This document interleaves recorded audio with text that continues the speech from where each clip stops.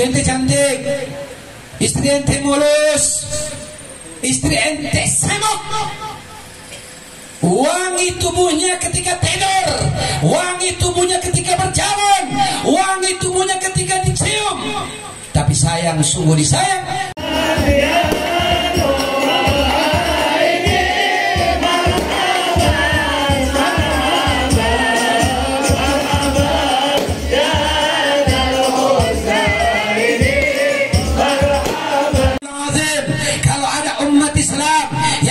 Mencintai Nabi Muhammad dari hati dan lisannya, maka seluruh jasadnya tidak akan pernah menyentuh daripada surganya Allah Subhanahu wa ta'ala. Jangankan rohnya, jasadnya saja tidak diizinkan. Jangankan jasadnya, rohnya pun akan menderita.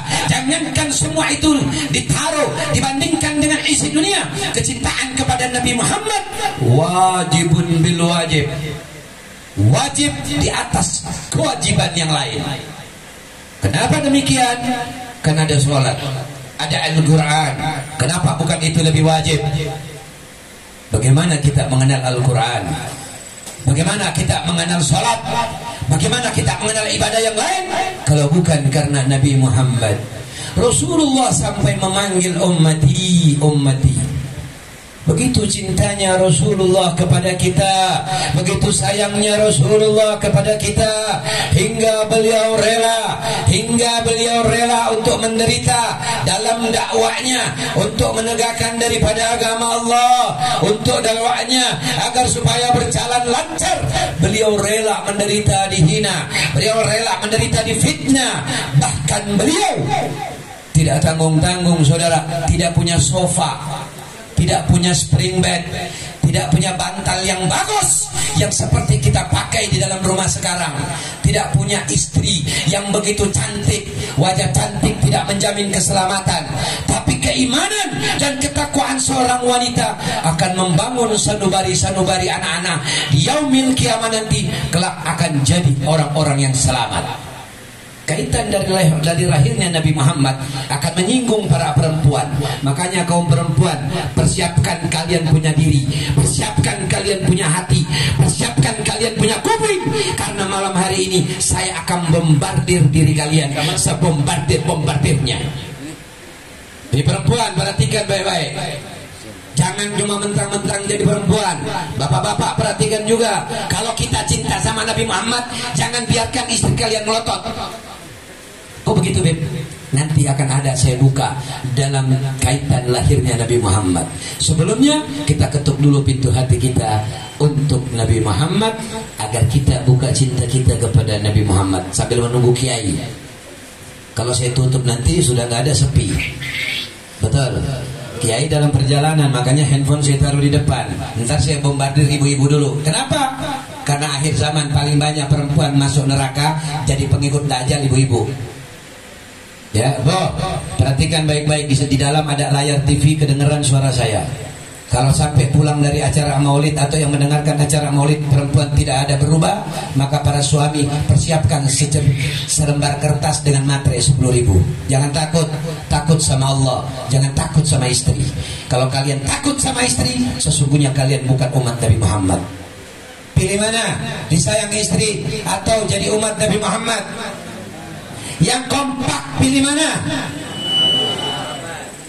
Hati-hati, kita enak-enakan ngasih duit bini tiap bulan, ya, tiap tahun. Tapi di yaumil kiamah ente dimasukin neraka, mau nggak? Mau nggak? Yang kompak dong, mau nggak laki-laki? Mau dimasukkan? Istri ente cantik, istri ente mulus, istri ente semok. Wangi tubuhnya ketika tidur, wangi tubuhnya ketika berjalan, wangi tubuhnya ketika dicium. Tapi sayang, sungguh disayang, wangi tersebut hanyalah menjerumuskan kalian ke dalam api nerakanya Allah Subhanahu wa ta'ala. Mau? Mau tidak? Ya, banyak yang gak mau ngaji bab bini nih. Ya, banyak yang gak mau ngaji bab istri. Makanya begitu di dalam kubur ditanya, man rabbuka, kebelepotan. Begitu berhadapan dengan Allah di yaumil qiyamah, kaifa sholati zauja, bagaimana sholatnya istrimu? Hati-hati. Kalau satu waktu sholat subuh saja istrimu tidak beres rukuknya, istrimu tidak beres dia punya sujudnya, maka dipersilahkan suami pilih masuk neraka lewat mana. Sekarang banyak istri berani sama suami ya, ngelawannya luar biasa, sampai hati suami diporak-porandakan sama dia.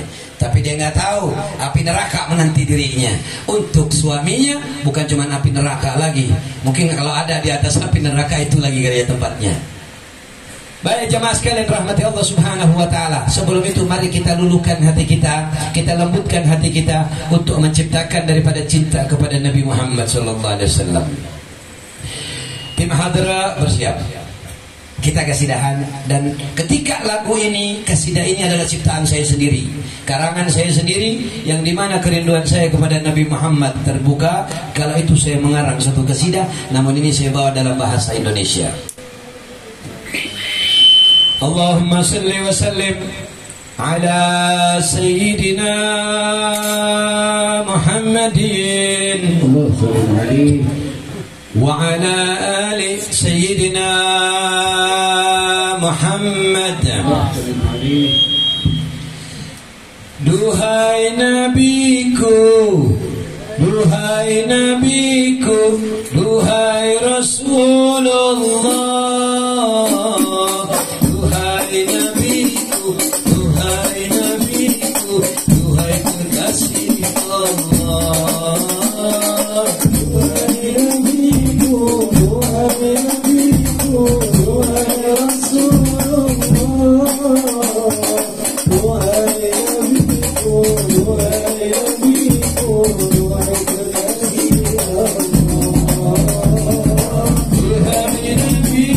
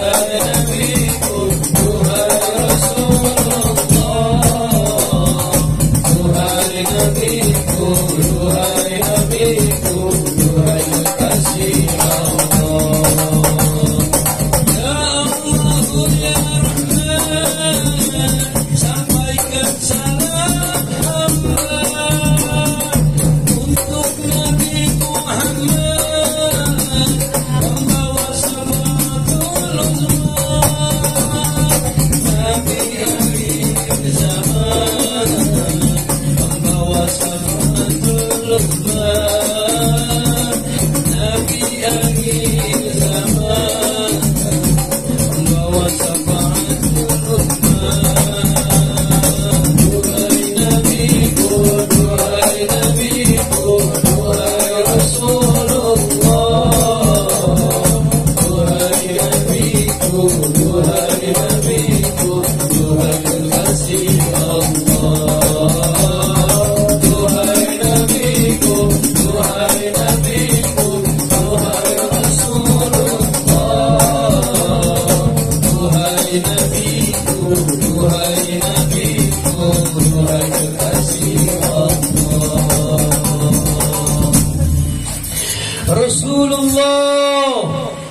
menyebabkan kita hadir, Rasulullah yang menyebabkan kita ada. Karena tidak akan Allah ciptakan alam dan seisinya kalau bukan skenario Allah. Bahwasannya Allah menciptakan bumi, menciptakan alam semesta hanya untuk Nabi Muhammad, dan proses-prosesnya berakhir pada akhir nanti, yaitu akhir zaman. Di mana Nabi awalu min nur, awal daripada cahaya. Yang pertama diciptakan oleh Allah nurizatnya Rasulullah. Lari risetnya Rasulullah. Allah ciptakan segala alam semesta dari keringatnya nur Nabi Muhammad. Allah ciptakan malaikatul Jibril dari sayap-sayap malaikat Jibril yang berenang dalam nur Nabi Muhammad. Allah ciptakan daripada malaikatul Rahman. Bagaimana kita ingin berterima kasih kepada Rasulullah. Rasulullah begitu cinta, Rasulullah begitu sayang kepada kita, tapi kita mencoreng Rasulullah, mencoreng hati Rasulullah, melukai hati Rasulullah, hingga Rasulullah mengatakan, umatku yang paling jelek, yang paling tolol, yang paling bodoh, lima'natul hadis, yang paling buruk amal ibadah nanti di yaumil qiyamah adalah mereka suami-suami yang membawa kebodohan keluarganya di hadapan Allah. Umatku membawa kebodohan di hadapan Allah di yaumil qiyamah. Di dunia diajarin sholat, ketika dinasihatin dibilang marah, ketika ditegur dibilang marah. Ini adalah istri yang tidak becus. Ketika seorang istri diberitahukan tentang Nabi Muhammad, diingatkan tentang Nabi Muhammad, bahwasannya Nabi Muhammad bukan cuma sosok saja yang kita pandang, tapi ajarannya liwajib pun kita ikutin, syariatnya kita ikutin. Rasulullah lahir, kita lihat kehidupan kita sehari-hari berkaitan dengan tanggal dan lahirnya Nabi Muhammad. Rasulullah hadir dengan memuliakan para kaum wanita, mengangkat derajat para kaum wanita, hingga wanita itu menjadi mulia. Jika tidak lahir Nabi Muhammad, maka perempuan tak layaknya seperti debu yang berterbangan. Seandainya Rasulullah tidak hadir, tidak dilahirkan, tidak dijadikan, maka perempuan tak layaknya sebagai debu yang berterbangan. Lalu kemudian Allah titipkan rasa malu atas permintaan Nabi. Wanita dititipkan rasa malu. Kalau seandainya malu tidak ada dalam diri perempuan, maka perempuan itu tak layaknya seperti debu yang berserakan di jalanan, saudara. Mari kita lihat. Rasulullah lahir di tanggal Imhadrah. Rasulullah lahir tanggal berapa? 12 Rabiul Awal bulan keberapa? Rabiul Awal bulan keberapa? Jangan cuma hafal Januari, Februari, Maret, April, Mei, Juni, Juli, Agustus. Bulan Islamnya nggak dihafal. Rasulullah lahir di bulan Rabiul Awal. Rabiul Awal itu bulan ketiga. Bulan ketiga. Tanggal 12 bulan ketiga. Tanggal lahirnya Nabi diturunkan untuk kita praktekan, bahkan wajib. Kalau satu saja tidak dikerjakan, maka ditakutkan matinya mati su'ul khatimah. Rukun iman ada berapa? 6. Tuh bocah kecil tahu, bangkotan nggak tahu. Bocah kecil bisa jawab, bangkotan nggak tahu. Rukun Islam 6 tambah 5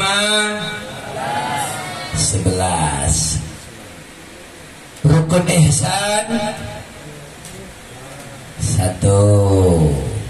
11 ditambah 1 12. Kita matematika, acara maulid nih kita matematika Pak RT. Ya mungkin kita yang berusia sudah lanjut mungkin bisa lupa apa nggak ingat. Agar supaya kita mengingatkan kembali keturunan kita, Pak, kita jangan merasa diri kita ini bahwasanya kita memimpin rumah tangga akan selamat, belum tentu. Jangan nganggap sudah lahirin anak udah selamat. Jangan nganggap ngurusin suami, nyuciin baju udah selamat, belum tentu. Tanggal 12 Rabiul Awal, rukun iman dan rukun Islam ditambah dengan rukun ihsan menjadi 12. Wajib kita laksanakan. Rukun Islam itu merupakan keyakinan kita. Yang pertama rukun Islam adalah syahadat Abdullah, ya. Kan harus hafal. Kalau bapak-bapaknya saya tanya ntar malu. Mendingan anak kecil aja ditanya, takutnya lupa.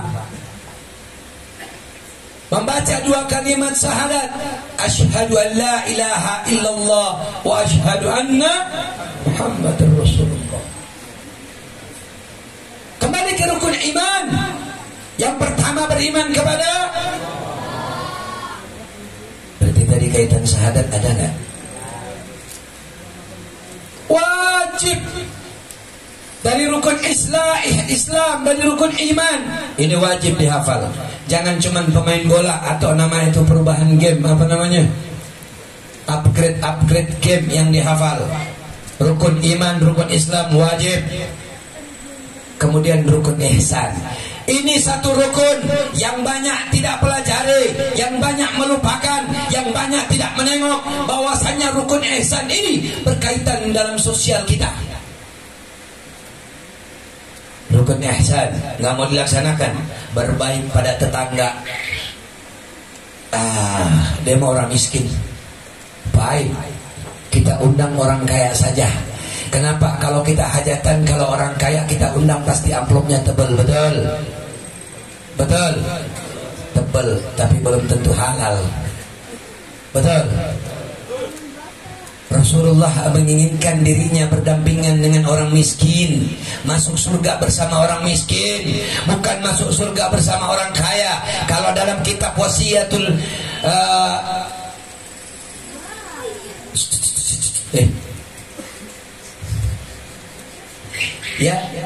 dikatakan di dalam kitab tersebut, orang yang banyak harta itu bisa memancing kemurkaan Allah. Orang yang banyak harta bisa memancing kemurkaan Allah. Hati-hati tuh. Makanya kita jangan pandang orang kaya miskin, ya, siapa aja rata. Rukun ihsan. Kemudian praktek dalam kehidupan rumah tangga. Anak yang tidak punya adab, anak yang tidak punya tata krama, anak yang tidak punya kesopanan, dia termasuk anak durhaka. Maka ini adalah rukun ihsan. Ayo, kalau anak-anak yang tidak sopan, tidak punya adab, mau dia udah punya rumah tangga juga, umurnya 60 tahun, bapaknya masih ada, umur bapaknya 150 tahun, berarti anak bapaknya itu yang tua 60 tahun dipanggil anak gak? Tetap dipanggil anak, Pak. Ya, tetap. Kita umur 52 tahun, kita punya bapak ada umur 70 tahun. Berarti bapak kita menikah di umur 20 tahun langsung punya anak. Tetap kita umur 50 tahun, bapak kita di atas kita tetap dipanggil anak, Pak. Tetap wajib berbakti. Jangan karena kita udah ubanan nggak mau sopan sama orang tua. Paham tidak, Dek? Ahlan wa sahlan, saya negor dulu, lupa saya. Allah Habib Abdul Qadir Al-Haddad, mata'an Allah bituli hayati, Kiai Haji Fauzi Hussein, ini salah satu ulama Betawi karismatik. Nanti dengar ceramahnya deh. Saya nggak usah panjang-panjang, saya kan cuma nunggu kiai. Nanti kalau saya lama-lama ntar panitia saya mintain nanti amplop. amplop isi nanti kasih kiai, bukan buat saya. Ya bete. Iya. Nanti jamaah sekalian, saya mohon maaf, kemungkinan kita nanti akan ada namanya donasi untuk Palestina. Siap mengeluarkan hartanya sedikit banyaknya untuk saudara kita. Mau 1.000, 2.000 kita kirimkan untuk keluarga kita, saudara kita di Palestina. Insya Allah itu akan menjadi amal jariah kita nanti. Amin ya rabbal alamin. Sebelum kiai, mari kita dulu kelilingkan usuk buat untuk donasi untuk keluarga kita di Palestina. Innal habibal mustafa.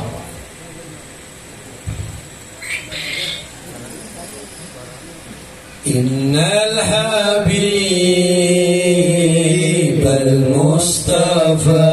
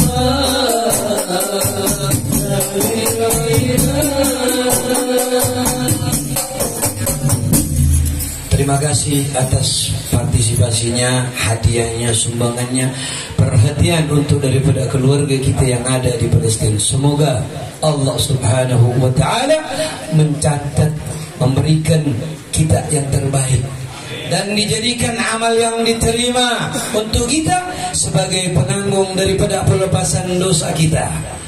Yang terakhir, hadirin, sebagai amanat dari Nabi Muhammad sallallahu alaihi wasallam, ajarkan istrimu ilmu agama, ajarkan istrimu benar-benar mengenal Allah, benar-benar mengenal Nabi Muhammad. Jika mereka tidak mau, jika mereka tidak suka, jika mereka tidak sudi, maka tinggalkan mereka dari tempat tidurnya. Jika tidak mau juga, kalau jikanya 1 kali berarti sebulan, jikanya 2 kali berarti 2 bulan, jikanya 3 kali berarti 3 bulan, kan gitu. Jika tidak juga mau diajarkan, malah dia lebih berontak, dia lebih marah, bahkan hatinya rusak terhadap suaminya, maka jika lakukanlah itu. Paham?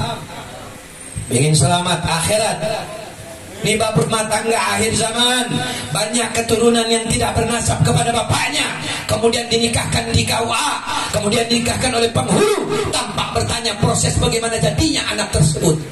Hingga terjadilah akhir zaman ini banyak umat Nabi Muhammad keluar atau meninggal dunia dalam keadaan tidak membawa iman. Paham? Sampai di sini ngerti? Nanti lebihnya ngaji. Ya, sekedar pemberitahuan kepada Pak RT, kepada lingkungan, kepada para sepuh, Canggampang dan semuanya, para kiai, para asatidz. Di sini majelis taklim setiap malam Sabtu. Setiap malam Sabtu. Yang setiap malam kumpul, mereka itu ngaji tambahan. Ngaji tambahan bagi mereka yang tidak tahu. Seperti contoh, alif pompon laman rona, alhamdu min rona, hamdan dan penadu, alhamdu. Pintar kau mengeja, maka pintar kau mengaji. Tidak bisa kau mengeja, maka tidak bisa kau mengaji. Pak RW, betul. Oh ya, Pak RW itu pemberitahuan Pak RW. Karena kita dijulukin di sini ini rumah satpam, Pak. Dijulukin rumah satpam karena tidak pernah sepi. Orang-orang pulang kerja sudah tidur, kita masih begadang. Orang-orang berangkat kerja, kita masuk naik kamar. Masuk kamar naik bantal, Pak. Kemudian nanti kegiatan-kegiatan kita di sini Pak RT, Pak RW, selain daripada Maulid Rasul, ada kegiatan di bulan Ramadan, yaitu santunan anak yatim yang diberi julukan sama saya, yaitu bukber barang yatim. Itu acara yang tidak pernah kita tinggalkan, buka bersama barang yatim di bulan Ramadan. 27 malam 27 Ramadan, acara buka bersama bareng anak yatim. Biar supaya mungkin karena 1 buah roti yang kita makan bersama anak yatim, menjadikan Rasulullah memberikan kita syafaat, menjadikan Rasulullah membantu kita nanti di yaumil kiamah. Mungkin cuma sebagian roti. Kemudian kegiatan yang lain itu Isra wal Mi'raj, terkadang kita buat di sini di tempat kita, terkadang kita buat di cabang di Kelapa 2 belakang Brimob. Dari majelis ini, nah kemudian majelis bulanan yaitu majelis ibu-ibu, Pak, yang diisi oleh ustazah-ustazah insyaallah dari luar ataupun dari dalam. Jadi akan tukar silih berganti biar ilmu itu berbagi. Ini sebenarnya sambutan saya tadi jadi ceramah, Pak. Ini karena MC-nya bilang mau izatun hasanah. Tidak berpanjang kata, berpanjang lebar, mohon maaf. Itu saja, nanti akan dibahas banyak oleh para kiai, para habib dan para asatidz yang lain. Mohon maaf. Demikian apa yang saya bisa sampaikan. Wabillahi taufiq wal hidayah. Assalamualaikum warahmatullahi wabarakatuh.